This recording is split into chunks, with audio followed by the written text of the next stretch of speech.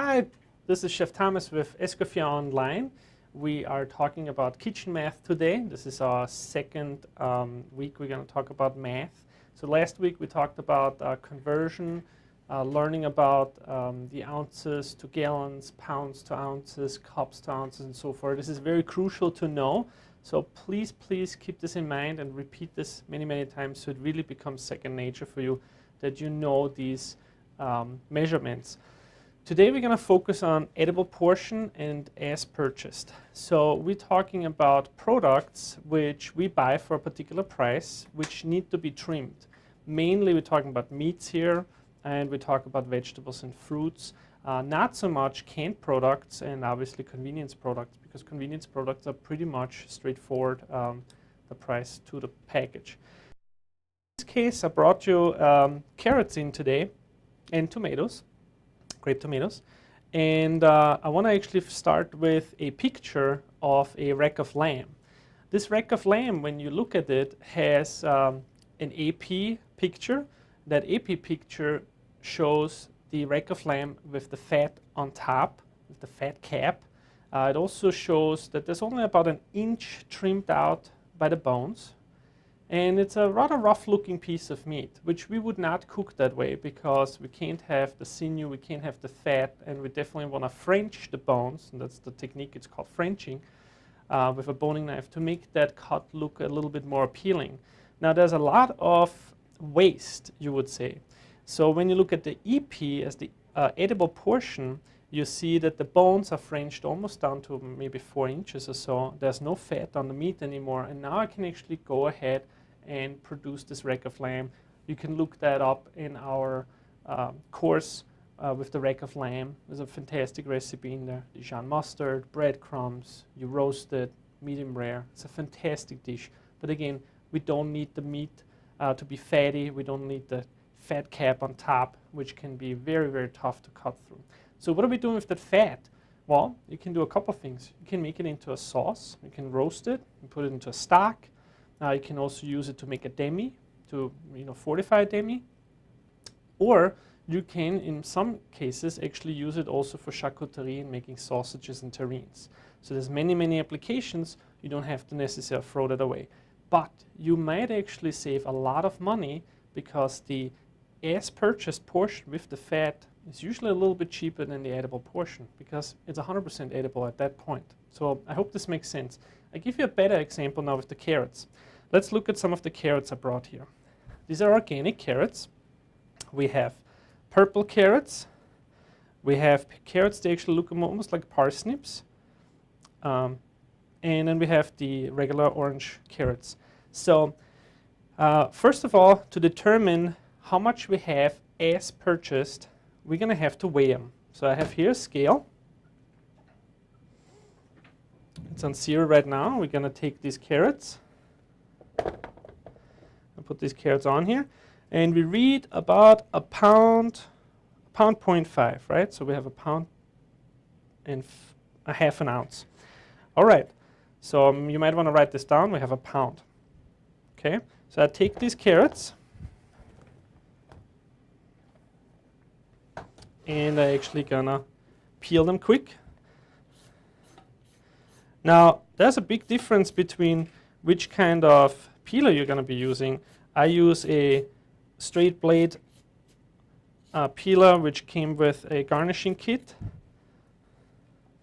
I'm gonna put this over here. And so this is very similar to what you will do in the kitchen, right? So you buy carrots and then you peel them and you're going to think, okay, well, I need a pound for my recipe. I bought a pound. I should be fine. And that might be true for convenience products and for products they are usable 100%. When I say 100%, we're talking about that some of the purveyors actually tell you what the usable amount is from a product. So when we talk about other vegetables, what do you think is another vegetable you can use 100%? How about broccoli? I know you're making steamed broccoli for one of your assignments.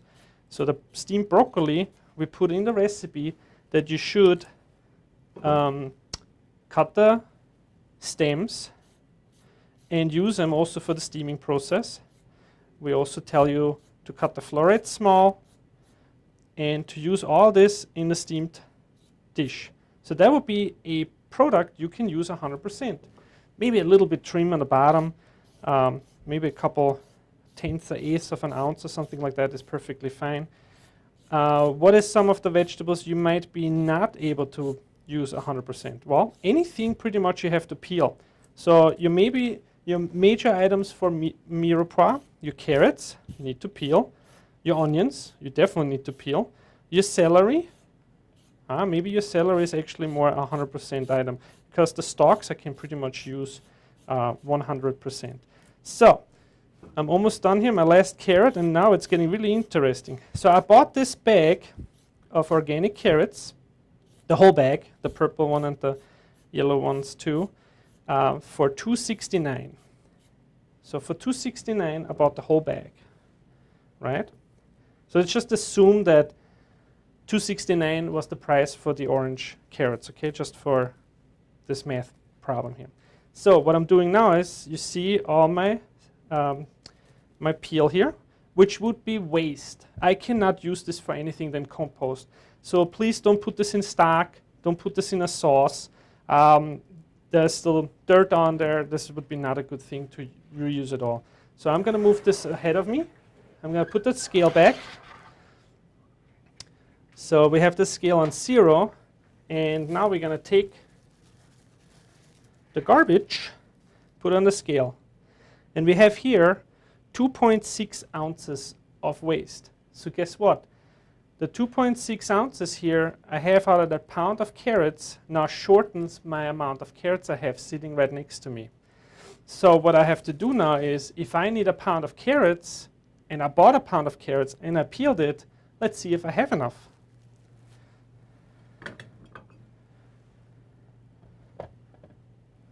Look at this. We're short.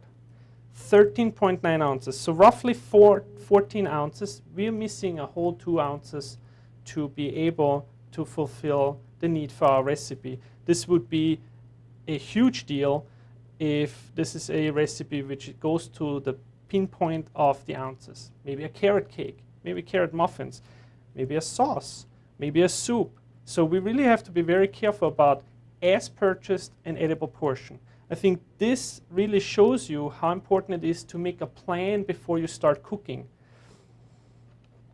Now, we're going to put these carrots aside and the scale, because now I'm going to actually tell you about something a little bit more simple. We have here a container of grape tomatoes. These grape tomatoes costed me, let's stick with the $2.69. $2.69. So $2.69 for this container of grape tomatoes. How do I figure out how much one tomato is? Maybe for a salad I want to use 3 of them. So do I just say for 3 tomatoes I charge $2.69? No, I can't really do that. What I have to do here in this case is actually pour these tomatoes out. You can do that when you wash them anyways. And then count them. And I figured this already out. There were 32 tomatoes in this box. Now 32 tomatoes for $2.69. If I take $2.69 and I divide that by 32, I get $0.084 per piece. So I round this up to 2 decimals because that's what we always do, and it will get you to 0.08 per piece. So now I know that this is 8 cents, right? And if I have 3 of them, this one is not good. If I have 2, I have 16 cents. I have 3, I have 24 cents, and so on. This is actually how I can food cost anything if it's now a raw material which I need to peel and make into edible portion. If it's a product I cannot use 100%, but it's maybe in a box or it's by piece. So I can cost out anything to the smallest amount to actually make sense in my recipe costing and my plate costing, which is very important if you think about catering. I had a conversation with a student before, Karen, about how to cater or how to cost for catering, it's very important that you always cost out the recipe for its plain, sure food cost. Then you can add your labor cost. How much is your time worth? Maybe it's $25 per hour. Maybe it's $100 per hour. That's totally up to you. You just need to stay competitive with your pricing.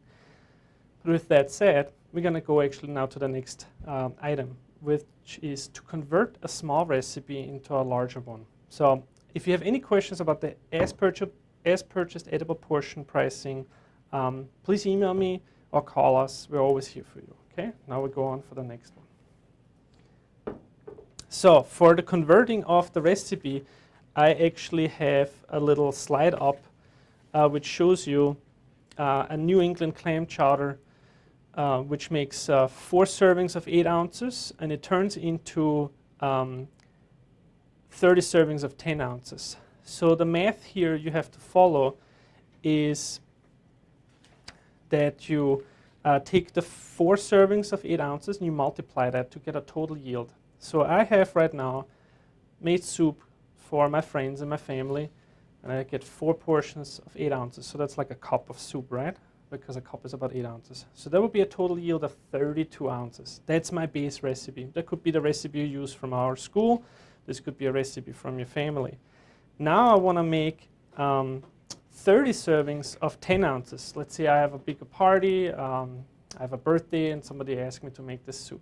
Now I have to convert this recipe from 4 8-ounce portions to 30 10-ounce portions. And that is very crucial because I'm going to have to buy a lot more ingredients. So 4 times 8 is 32, and the 30 by 10 ounces is 300. I take my new yield divided by my old yield, which would be 300 divided by 32, which gives me a conversion factor of 9.375, which we round, as always, to 9.5. So 9.5 is right now my conversion factor. This conversion factor I now apply to all ingredients from my smaller recipe. So I have salt pork in here, onions, celery stalks, red potatoes, thyme, butter, flour, clam juice, and canned clams. As you can see in your slide here, you multiply all these ounces and all the ingredients, even the each, with the conversion factor, and you get a new yield on the right side. This needs to be done. This can't be guessed or estimated. This is very crucial for successful recipe conversion. We want to be converting ingredients. We have to be careful about a couple items here. Salt and pepper, your seasonings, and cooking time. I can't just take, this soup takes me 45 minutes to cook, now I take it 9 times 9.5. That would be not good because I would be cooking forever, right? So I'm not doing this with cooking time. I'm not doing this with seasoning. Salt and pepper is a dangerous thing to multiply with a conversion factor. So stay away from converting salt and pepper and any other spices. So you want to put this into taste at that point.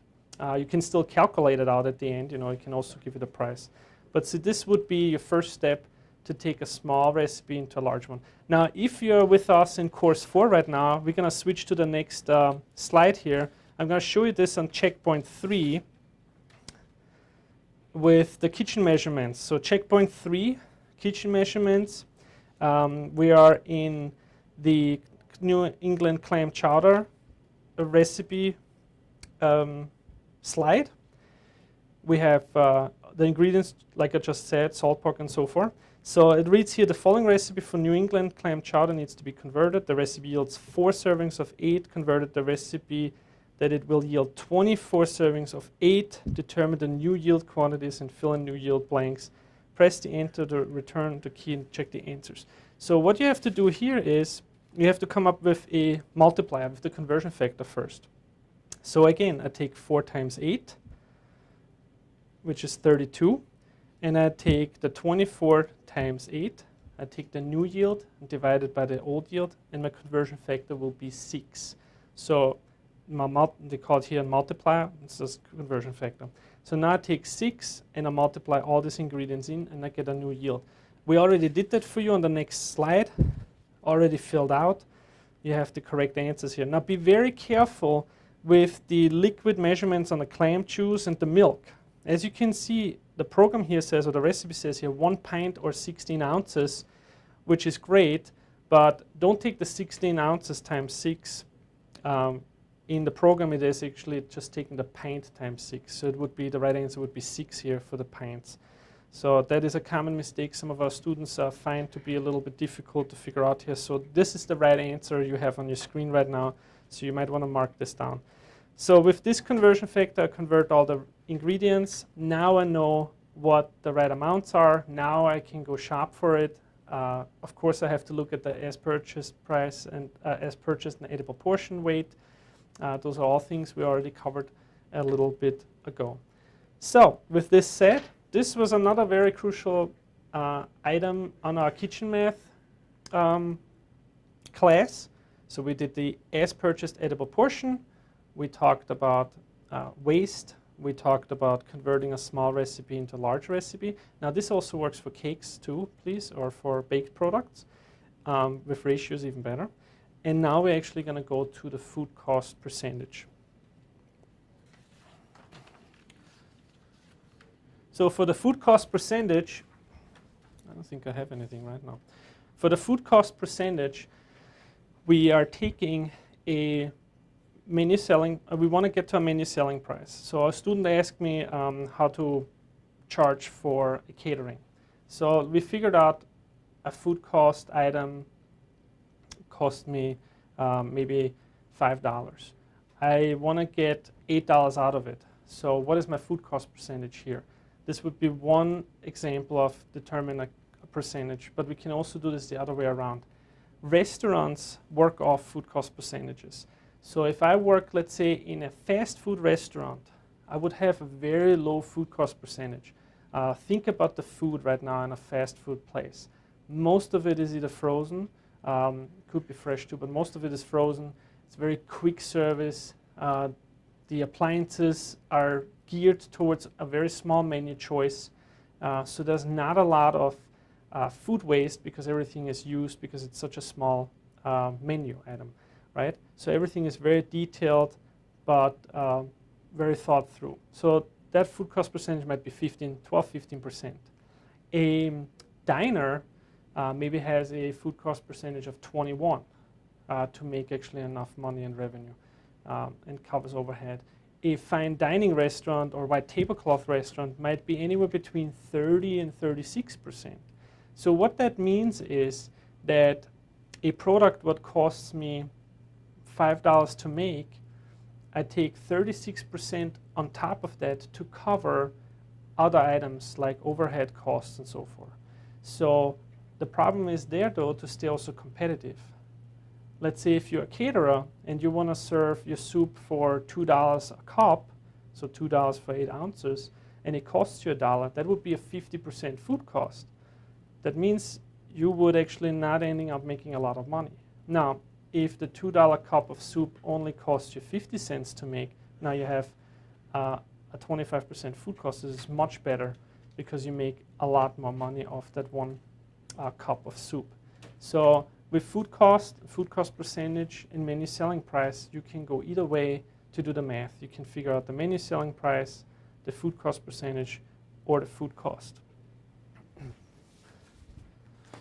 Let's see if I had an example here. Yeah. So let's say we take food cost of $3 for a particular item. My sales price is now $9. So I take the $3 divided by 9, and I get a 33.3% food cost. So I can apply this 33.3% now on other items and say my restaurant has a 33% food cost. I can also change this food cost percentage for every single item on the menu or for each category. This is why restaurants can stay afloat and competitive.